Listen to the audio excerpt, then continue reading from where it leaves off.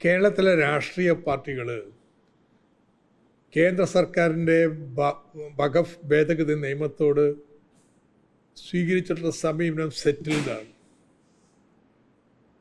2024 കേരള നിയമസഭയിൽ ഏകകണ്ഠമായിട്ട് വളരെ വിശദമായിട്ടുള്ളൊരു പ്രമേയം തന്നെ പാസ്സാക്കിയിട്ടുണ്ട്. ആ പ്രമേയത്തിൽ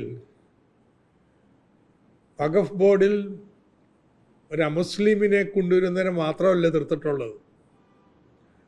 അതിൽ പറഞ്ഞിട്ടുള്ളത് ഭരണഘടനയുടെ 14, 24, 25 വകുപ്പുകൾക്ക്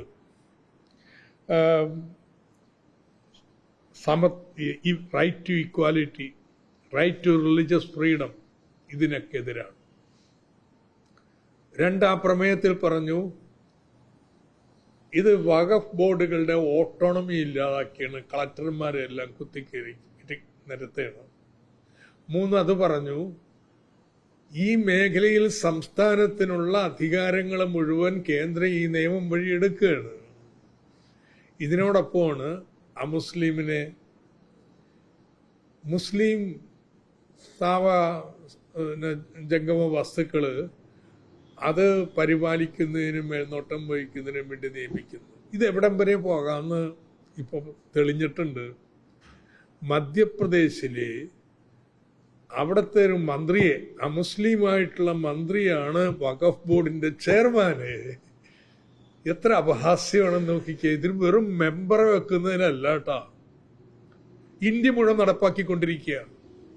അതിനെതിരായിട്ട് കേരളം ഒറ്റക്ക് ഒരുമിച്ച് ഒരു നിലപാട് സ്വീകരിച്ചു, നിയമസഭയിൽ പ്രമേയം പാസാക്കി. ഈ സർക്കാർ വന്നിട്ട് ചെയ്തതെന്താ?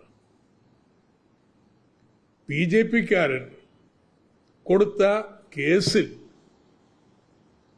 ഈ നിയമത്തിന് അനുകൂലമായിട്ട് അഭിപ്രായം പറഞ്ഞിരിക്കുന്നു AG.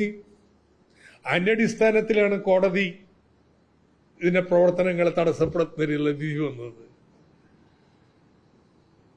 ലീഗ് എന്താ ഇതിൽ പറയാനുള്ളത്? ആട്ടത്തിലാണ്. അധികാരത്തിന് മുകളിൽ ലീഗിന്റെ പരുന്തും പറക്കത്തില്ലെന്ന്. അതെ, ലീഗ് എന്താ അഭിപ്രായം കൃത്യമായിട്ട് പറയണ്ടേ? ഇത് അതീവ ഗൗരവമായിട്ടുള്ള പ്രശ്നം, ഒറ്റപ്പെട്ടതല്ല കേട്ടോ. BJP കോൺഗ്രസ് ഡീൽ അത് തെരഞ്ഞെടുപ്പ് കാലത്ത് ഉണ്ടായത്. ഇതിപ്പോ തെരഞ്ഞെടുപ്പ് കഴിഞ്ഞിട്ടും തുടരുകയാണ്. ഗവർണറുമായിട്ട് ഏറ്റുമുട്ടലിനില്ല.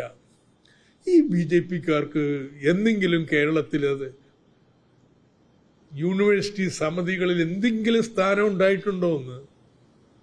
ഇന്നിപ്പോ ഗവർണർ ഉപയോഗിച്ചിട്ട് യൂണിവേഴ്സിറ്റി സമിതികളെല്ലാം അവരെ കൊണ്ട് തൂത്തി നിറയ്ക്കുകയാണ്. ഗവർണർക്ക് ഇതിനുള്ള ഇപ്പോൾ ഉള്ള അധികാരങ്ങൾ ഉപയോഗിച്ചുകൊണ്ട് തന്നെയാണ്. പക്ഷെ എതിർക്കാനുണ്ട് UDF. അങ്ങനെ ഒരു വശമില്ലേ? സ്വാഭാവികമായിട്ടും സർക്കാർ മുന്നോട്ട് പോകുമ്പോൾ ലീഗ് അറിയാതെ എന്തായാലും മുഖ്യമന്ത്രി നിലപാടിലേക്ക് മുന്നോട്ട് പോകില്ലല്ലോ. ലീഗ് അറിഞ്ഞിട്ടല്ല, ലീഗ് അറിയാതിരുന്നിട്ടല്ല, ലീഗിന് അറിയാന്ന്.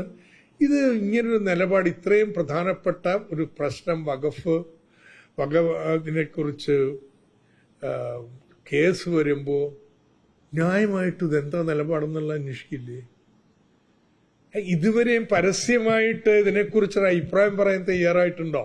ഖണ്ഡിതമായിട്ട് ഞങ്ങളുടെ നിലപാട് ഇതാണെന്നാണ്. ഈ അധികാരത്തിലേറിയപ്പോ സമുദായത്തിന്റെ പോലും താല്പര്യം സംരക്ഷിക്കാനായിട്ടില്ല, അധികാരത്തിന് മുകളില് ഒരു താല്പര്യവും ഇല്ല എന്നുള്ള നിലയിലേക്ക് അധപ്പതിച്ചിരിക്കുകയാണ്. LDF-നെ സംബന്ധിച്ചിടത്തോളം വളരെ വ്യക്തമാണ് കേട്ടോ. ഈ പാർലമെന്റില് ഈ നിയമം പാസാക്കുന്ന വേളയില് ഒരക്ഷരം രാഹുൽ ഗാന്ധി പറഞ്ഞിട്ടില്ല.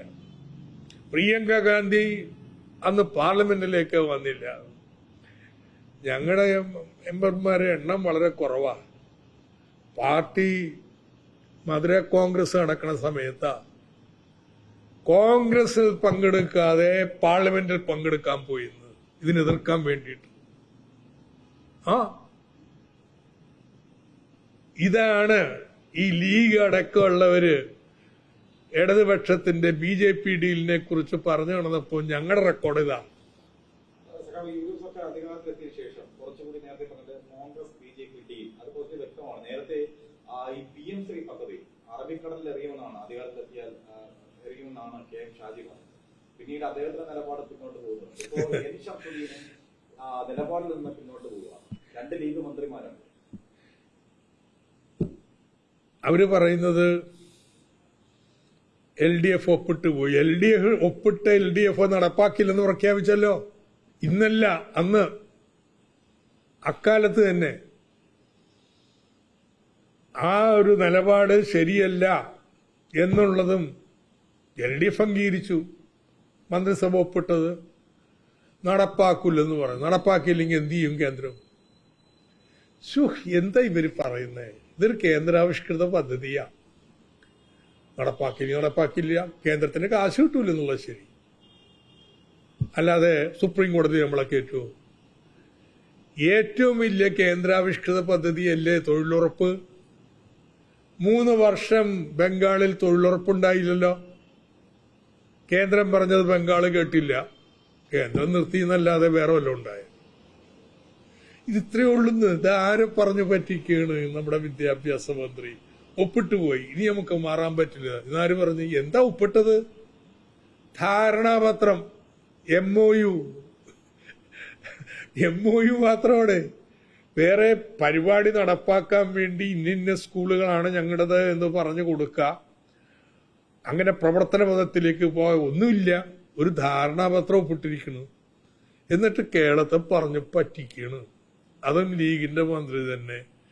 PMC ഒപ്പിട്ട് പോയി, ഞങ്ങൾക്ക് ഇനി എന്ത് ചെയ്യാൻ?